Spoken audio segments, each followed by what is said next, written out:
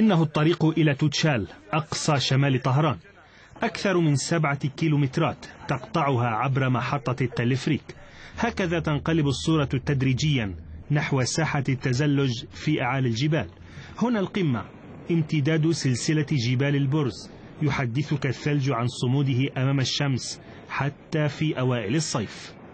يبقى الثلج في توتشال لمدة 7 أشهر خلال العام.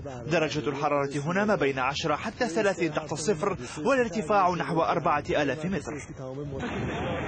هنا تلتقي من احترفوا رياضة التزلج ومن يصر الثلج على إسقاطهم حتى يخضعوه لزلاجاتهم.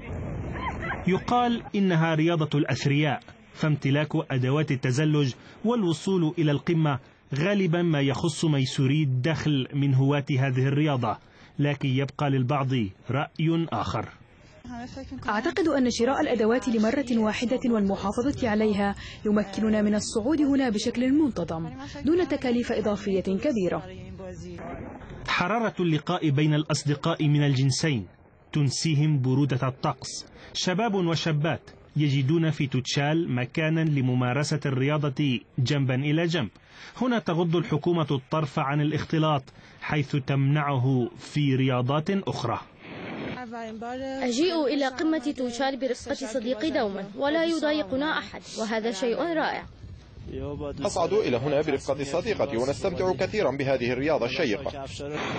هي رياضة وسياحة في الآن ذاته، تدر على الحكومة دخلا محدودا وتكشف عن طبيعة ساحرة خبأتها أعالي الجبال. كنز ذهبي منحه هذا الأبيض هنا للطبيعة. رأينا شبانا وشابات يختلطون من غير قيود، لكن ما لم نراه سياحا أجانب جذبتهم الحكومة إلى هذا المكان، لذا يبدو أن عليها أن تخطو خطوات لدعم سياحة التزلج. عمر هواش، RT، طهران.